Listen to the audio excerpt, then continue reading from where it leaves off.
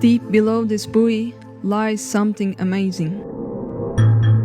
The lair of a sleeping giant. The skeleton of a metal monster. The remains of one of the biggest ships ever sunken. With structures so monumental they resemble ancient cathedrals. It's one of the most amazing dives in the world, and also one of the most dangerous. This is the USS Spiegel Grove.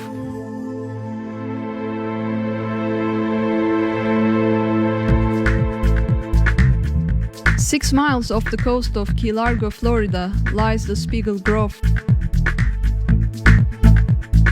At 510 feet long, it takes several dives just to see it from one end to the other. It is truly an amazing dive site, but like a mythological monster, this giant won't give up its treasure without a fierce fight. A few days out of the year, conditions here are normal and the diving relaxing. But most of the time, an invisible enemy lurks. A current so strong it prevents most divers from even reaching the wreck, and those who manage exhaust their air supply in mere minutes. Thus, very few divers venture out here.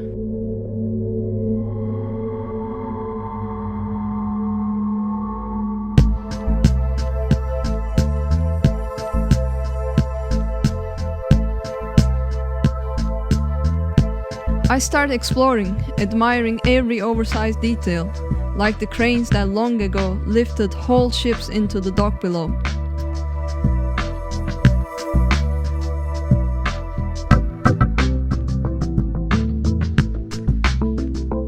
The upper deck observation post and its trademark dive flag.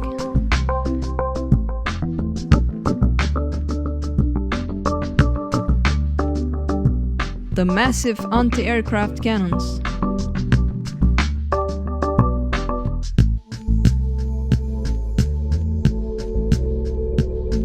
The maze of corridors where tragically 6 divers ventured so far they never managed to find their ways back on time.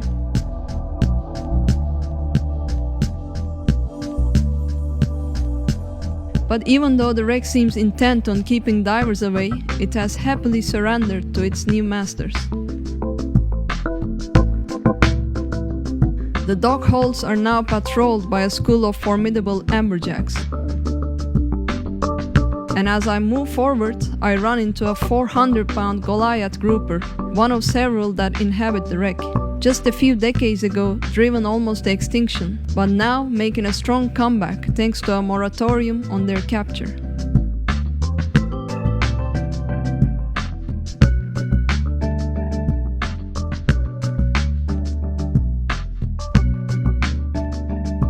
The wreck is truly an oasis of life, supporting a whole ecosystem of hundreds of species. And though exhausting, these dives fill me with hope.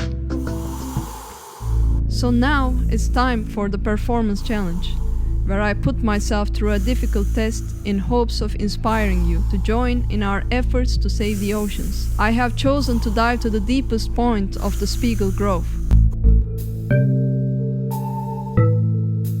Here I go.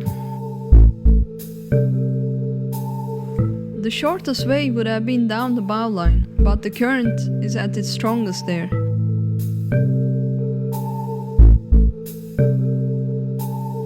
The only option is to descend amidships and slowly move forward, getting help from the nearby structures, whose contours shield me from the relentless pounding.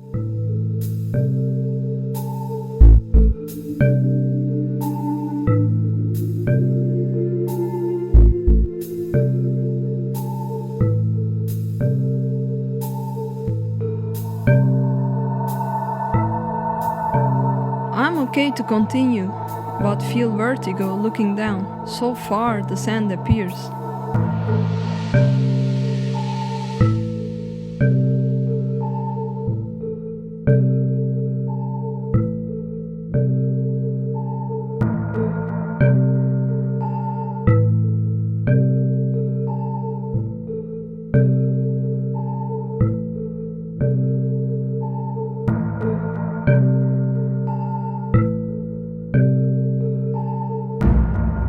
touchdown. For a few seconds, I revel in a spiritual connection to the wreck, for she is to me very much alive, a doting mother to countless creatures.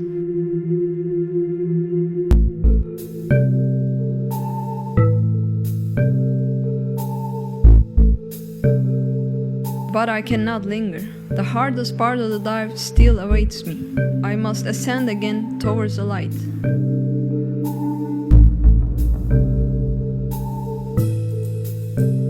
I will treasure the short time I spent at the bottom, much like a mountaineer does his brief glimpse of the summit. But like all difficult endeavors, it is getting there and back where the difficulties truly lie.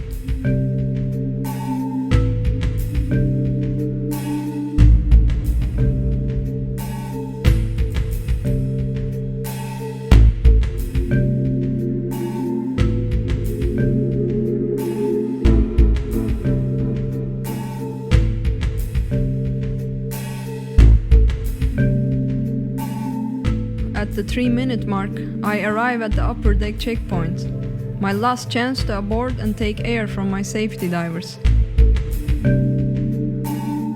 But I continue on. I feel the effects of the long time underwater, but I have managed my energy reserves perfectly and know I can make it to the surface.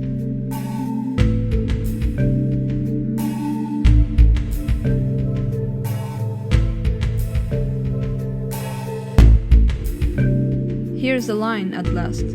I'm almost home.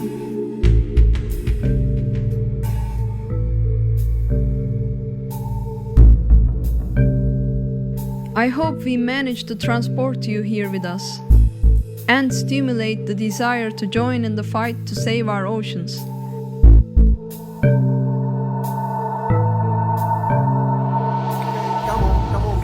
Remember, the key to the survival of our planet is to use our energy wisely. Okay, okay, great. 4 minutes, 2 seconds dive time.